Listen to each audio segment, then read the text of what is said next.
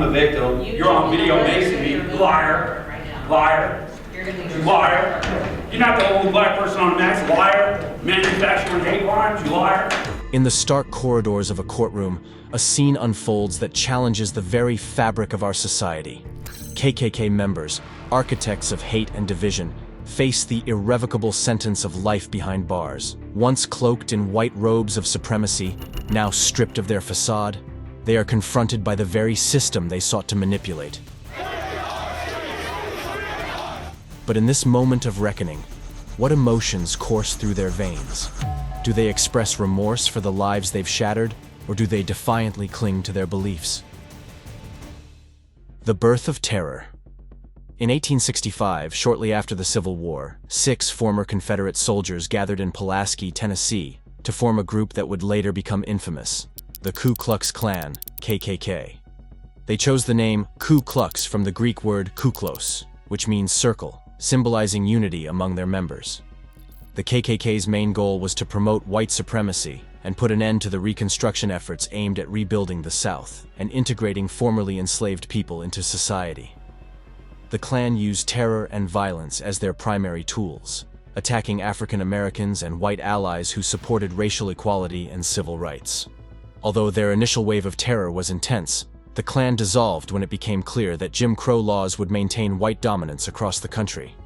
The KKK experienced a dramatic resurgence in the early 20th century, largely sparked by the release of the film The Birth of a Nation, which glorified the Klan's activities in the 19th century. In 1915, the Klan was revived near Atlanta, Georgia, by white Protestant Americans. This second Klan expanded its targets to include not only African Americans, but also Catholics, Jewish people, and newly arriving immigrants.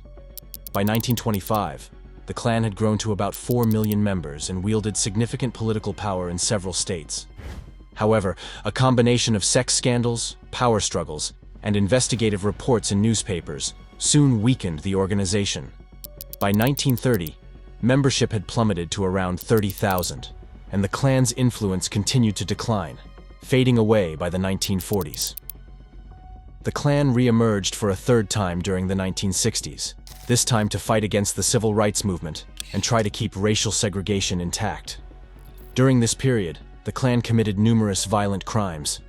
Throughout the second and third waves of Klan activity, many black Americans chose to leave the southern states in what became known as the Great Migration. These individuals sought better economic opportunities and social conditions in the North. However, they were also fleeing the intense racial terror and violence perpetrated by the Klan and other white supremacist groups in the South. While the KKK was formed as far back as 1865, you might be surprised to learn that thousands of members still belong to this organization today. Now let's delve into some of the notorious hate crimes committed by their members and the eventual reactions of these criminals when they faced life sentences. Number 10. Edgar Ray Killen. One of the most infamous cases is the 1964 Mississippi burning murders. This case was held at Neshoba County District Court, turning the small town of Philadelphia, Mississippi, into a national focal point.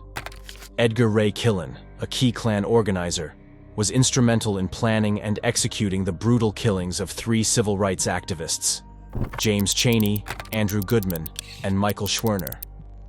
These young men were in Mississippi for the Freedom Summer of 1964, dedicated to registering African Americans to vote. On the day of their deaths, the activists had just visited a black church in Neshoba County that had been burned down. As they drove away, they were stopped by a sheriff's deputy and taken into custody for speeding. Their car had license plates registered to the Congress of Federated Organizations, a prominent civil rights group in Mississippi. After being released from the county jail, they were pursued by a mob of Klan members. The mob forced their car off the road and shot the 3 men, ending their lives. Their bodies were discovered 44 days later, buried in an earthen dam. Initially, the state of Mississippi refused to press charges.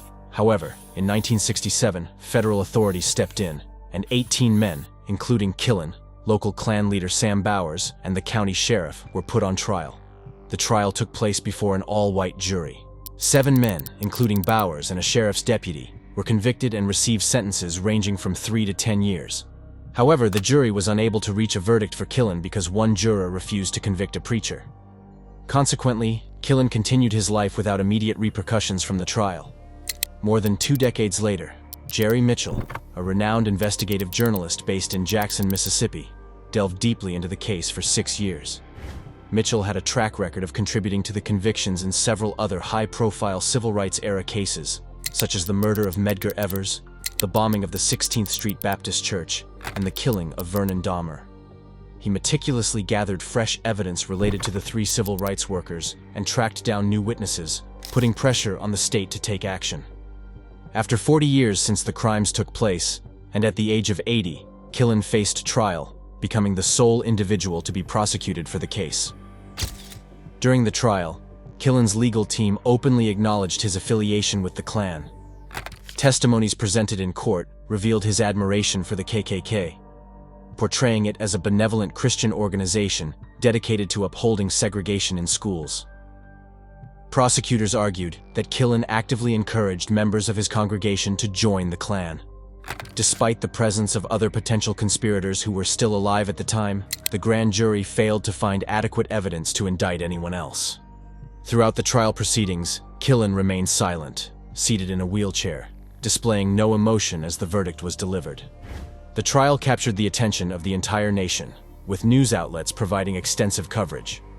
Members of the victims' families were notably present, some participating as witnesses, while others observed the proceedings.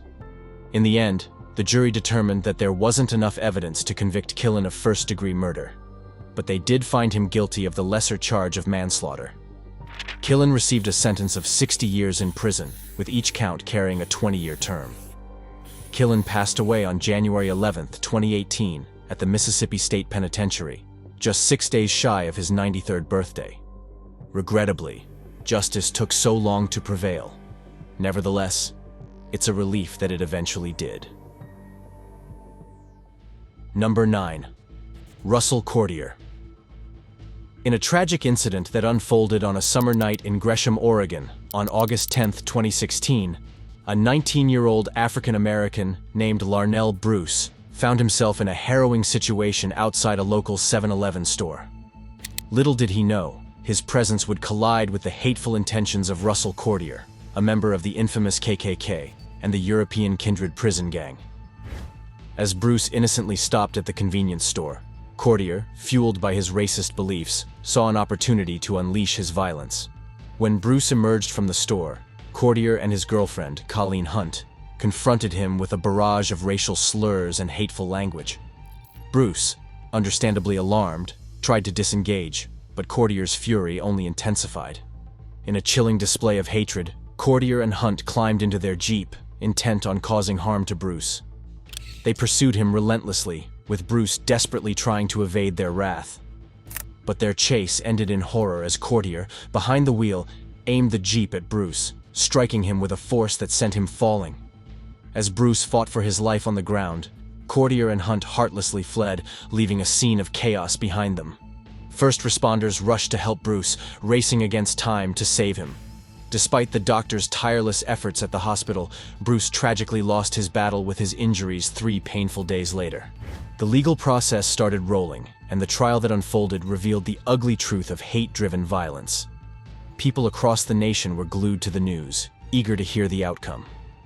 After weeks of intense courtroom drama, the judge, understanding the gravity of the crime and its impact, handed Courtier a life sentence, ensuring he spends at least 28 years behind bars.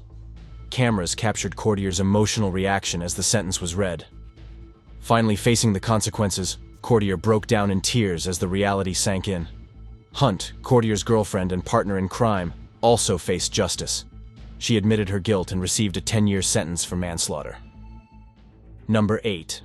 Jeremy Christian. Jeremy Christian's trial unfolded at the Multnomah County Circuit Court, where he faced sentencing for the brutal murders of 2 fellow MAX train passengers in Portland, Oregon. It all began on a bright afternoon on May 26, 2017, when a MAX light rail train in Portland, Oregon, became the scene of a shocking display of hate and violence. The events of that day rocked the community to its core, revealing the deep-seated presence of white supremacy. The train was packed with passengers going about their usual routines. Among them were two black teenage girls who unknowingly were the targets of Christian's racist and anti-Muslim insults. Christian, a known white supremacist with extremist views, directed his venom toward the girls, unleashing a barrage of hate speech that reverberated through the train car. Feeling threatened and scared, the girls wisely sought refuge at the back of the train, hoping to escape the verbal assault. While seeking refuge, two courageous men, Taliesin Mirdan Namkai Meche and Micah David Cole Fletcher, stepped forward to protect them. They confronted Christian, urging him to cease the hate speech and bigotry. However, Christian's response was anything but peaceful. Suddenly, he brandished a knife with a menacing glare, plunging the train car into chaos as panic and terror gripped the passengers.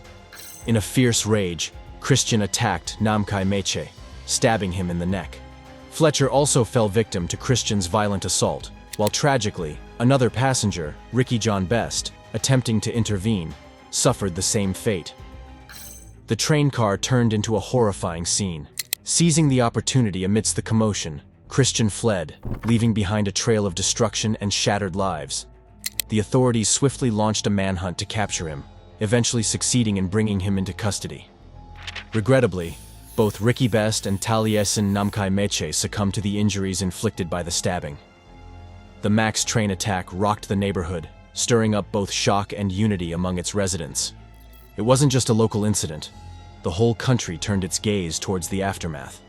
Politicians, activists, and regular folks alike stood together in condemning the violence and demanding justice. This tragic event became a focal point, shining a glaring spotlight on the ugly realities of hate, racism, and Islamophobia deeply embedded in our society. The trial of Christian held the nation in suspense as the community rallied for justice. Witnesses bravely took to the stand, recounting the chilling events that unfolded on that ill-fated ride. Among them was Micah David Cole Fletcher, a survivor who courageously shared his terrifying ordeal, providing crucial details to piece together the puzzle. The families of the victims, Taliesin Namkai Meche and Ricky John Best, stood before the court, their hearts heavy with sorrow and rage. Through tearful testimonies, they painted a vivid picture of the immense pain and emptiness caused by the loss of their loved ones. After closely examining all the evidence and listening to how the events affected everyone involved, Judge Cheryl Albrecht of Multnomah County made her decision known. She declared Christian responsible for all charges, showing she was absolutely sure and not open to any leniency. As she uttered the words, the courtroom hushed, absorbing the weight of her decision. Christian would spend 2 consecutive lifetimes locked away, never to taste freedom again. However, Christian's response to this fate was far from composed. He erupted in a dramatic display of rage in court, revealing no hint of regret for his deeds. Number 7. Kayla Norton and Jose Torres. At the Douglas County Courthouse in Douglasville, the trial of 2 white supremacists, Kayla Norton and Jose Torres, unfolded. Norton and Torres, fueled by racial hatred, targeted African Americans with vicious insults and threats. Their actions reached a horrifying peak when they disrupted the birthday party of an 8-year-old black child. Proudly displaying Confederate flags on their trucks, Norton, Torres, and their cohorts embarked on a campaign of intimidation and terror against African Americans in their community. Their actions stemmed from a deep-seated hatred based on race and a strong belief in white supremacy. Witnesses recounted the barrage of insults directed at the predominantly African American attendees. The situation took a dangerous turn when Torres brandished a loaded gun, an act caught on camera by a bystander's cell phone. This led to a trial where Norton and Torres faced charges including aggravated assault, making terroristic threats, and violating Georgia's street gang laws. Torres was also found guilty of aggravated assault. The trial uncovered the full extent of their involvement in the white supremacist gang and the intense racial animosity that fueled their actions. After an emotionally charged trial, Superior Court Judge William Baumlin handed down the sentences, which stunned many. Torres received 13 years in prison and 7 years on probation, while Norton was sentenced to 6 years in prison with 9 years on probation. Additionally, both were banished from Douglas County. As soon as they heard their sentences, the couple burst into tears. Kayla stepped forward to express her remorse by apologizing to the victims. Number 6. Dean Kapsalis. On a chilly January day in 2021, the streets of Belmont, Massachusetts, set the stage for a tragic encounter. Henry Tapia, a 34-year-old black man, was driving through the neighborhood, unaware that his path was about to cross with Dean Kapsalis, a 56-year-old white supremacist, most devastatingly. Police reports indicate that during an argument on the street, Kapsalis deliberately struck Tapia with his car, leading to Tapia's tragic death. The altercation initially stemmed from a minor traffic violation. Kapsalis failed to use a turn signal, which angered Tapia, sparking an exchange of words. Sadly, the situation escalated rapidly when Kapsalis directed a racial slur at Tapia. Then, to make matters worse, Kapsalis got back into his pickup truck, revved the engine, and accelerated toward Tapia, allegedly with the intent to harm him. The impact of the collision was immediate and catastrophic. Tapia suffered fatal injuries despite the swift response of emergency services. Kapsalis fled, but later turned himself in. Kapsalis's trial became a focal point in the neighborhood. The prosecution, led by District Attorney Marion Ryan, argued that Kapsalis's actions were not only deliberate but also racially motivated. Following the guilty verdict delivered by the jury, the focus shifted to determining an appropriate punishment for Kapsalis's crime against Tapia. The judge ultimately sentenced Kapsalis to life in prison with the possibility of parole after 15 years, a decision deemed proportional to the gravity of the offense. During the sentencing, Kapsalis expressed remorse for his use of the racial slur and the irreparable harm he caused to Tapia's family. Number 5. Travis McMichael, Gregory McMichael, and William Bryan. On a sunny February day in 2020, tragedy unfolded in a peaceful Brunswick neighborhood.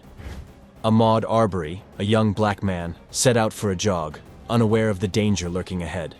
The culprits behind this appalling act were Gregory and Travis McMichael, a father-son duo with ties to the KKK and deeply ingrained racist beliefs. As Arbery jogged through the neighborhood, Gregory and Travis armed themselves and pursued him in their trucks, driven by suspicion and prejudice. They saw a black man running and immediately assumed criminal intent. For agonizing minutes, the McMichaels chased Arbery, attempting to trap him with their vehicle. Arbery, unarmed and defenseless, tried desperately to flee from his armed pursuers. He didn't provoke or threaten them. He simply wanted to survive. Yet, the McMichaels persisted, joined by their neighbor, William Bryan, who recorded the chase despite having no prior interaction with Arbery. Travis eventually confronted Arbery, wielding a shotgun, and aimed it at him. In a split second, a shot echoed, piercing Arbery's chest. Despite being wounded, Arbery fought for his life, grappling for the gun. A struggle ensued, resulting in 2 more shots fired by Travis, ultimately causing Arbery to collapse and take his final breath on the pavement. The promising life of a young man, full of dreams and aspirations, was brutally snuffed out by senseless violence fueled by racism. Despite the swift arrival of the Glenn County Police Department, justice was delayed. For over 2 months, Travis, Gregory, and William remained free, shielded by directives from district attorneys. It took the viral spread of the video on social media to spur the Georgia Bureau of Investigation into action. The handling of the case ignited global outrage, highlighting the pervasive issue of racial profiling in the United States. Public figures from religious leaders to athletes condemned the injustice, recognizing that it could have been anyone's loved one in Arbery's shoes. Former Brunswick District Attorney Jackie Johnson faced consequences for her role in impeding justice, while Georgia Attorney General Christopher M. Carr called for federal intervention to ensure a thorough investigation. In November 2021, the 3 men faced trial and were convicted. The verdict was severe: life in prison without any possibility of parole for Travis and Gregory. Bryan received a life sentence as well, with the chance of parole after serving 30 years. During the court proceedings, did these men demonstrate any remorse for their actions? No. There was no sign of regret or emotion as their sentences were delivered. Their indifference was chilling. But the pursuit of justice continued. In August of that year, the McMichaels faced further consequences when they were convicted of federal hate crimes. Once again, they received life sentences, ensuring accountability for their actions driven by hate. In response to Arbery's murder, Georgia took action by implementing hate crime laws and revising its citizens' arrest policies. Now it's time for today's subscriber pick. In the quiet town of Oakwood, whispers carried through the wind, spreading news like wildfire. It was the day the earth seemed to hold its breath as the courtroom doors swung open, releasing a heavy verdict. 3 notorious KKK members, once pillars of hate in the community, now faced the cold reality of justice served. As the gavel struck, sentencing them to life behind bars, the silence was deafening. Faces once contorted with arrogance now bore the weight of their actions. Inside the confines of their cells, emotions brewed. A tumultuous storm of regret, anger, and disbelief. Among them was Jacob, once a fervent leader in the clan. Now, stripped of his title, he grappled with the magnitude of his choices. "Life sentences," he muttered, the words tasting bitter on his tongue. In the dim light of his cell, he pondered the irony of it all. How a life dedicated to spreading hate had led to a life confined by it. Outside the prison walls, the town breathed a collective sigh of relief. The title, KKK Members Reacting to Life Sentences, splashed across newspapers, marking the end of an era stained with prejudice. And amidst the echoes of justice served, a glimmer of hope for a future free from the shackles of hatred. Number 4. Peyton Gendron. The nation was stunned when 19-year-old Peyton Gendron faced judgment for a crime that shook Buffalo, New York, to its core. On May 14, 2022, the city experienced a day of darkness as Gendron, just 18 at the time, carried out an act of violence that would haunt the community. Fueled by his allegiance to white supremacist beliefs and the Great Replacement conspiracy theory, Gendron harbored deep hatred, which ultimately led to a horrifying act of domestic terrorism and hate. For months, Gendron meticulously planned his attack, delving into white supremacist online forums and arming himself with weapons. His chosen target, the bustling Tops Friendly Market, where unsuspecting shoppers carried out their daily routines. With chilling determination, Gendron arrived armed with a Bushmaster XM15 rifle, ready to unleash chaos. As he stepped out of his vehicle, the once ordinary parking lot transformed into a scene of unspeakable horror as Gendron opened fire, claiming innocent lives in an instant. 4 individuals fell victim to his senseless rampage. The supermarket was filled with the sound of gunfire, sparking panic and confusion among shoppers and employees. Gendron stormed into the store, seeking out victims with cold determination. Fear hung heavy in the air as he mercilessly attacked, ending the lives of 8 innocent people. Most of the victims were African American, targeted solely because of their skin color. Law enforcement responded swiftly, risking their lives to stop Gendron's rampage. Negotiations stretched on as they tried to persuade him to surrender and stop the bloodshed. Finally, after what felt like an eternity, Gendron dropped his weapon and was taken into custody. The Buffalo community was left devastated by the senseless violence and racial hatred that fueled the attack. Gendron faced swift and severe legal consequences. He admitted guilt to all charges, including murder, domestic terrorism, and hate crimes. The court acknowledged the profound impact of his actions and the pain he inflicted. As punishment, Gendron received 11 consecutive life sentences without the possibility of parole, ensuring he would never harm another soul again. The harm you've done is immense, and those you've harmed are vital to our community. You'll spend the rest of your days behind bars, the judge declared firmly. Despite the weighty sentence, Gendron showed no emotion, his expression unchanged by the severity of his punishment. Number 3. James Fields Jr. James Fields Jr., an avowed white supremacist, faced charges of murder in Virginia for his horrific actions during a white nationalist rally in Charlottesville. On that tragic day, Fields drove his car into a crowd of counter-protesters, resulting in 35 injuries and the death of Heather Heyer, a 32-year-old activist. Although not physically injured by the impact, many in the crowd, including a paralegal who was present, suffered significant psychological trauma.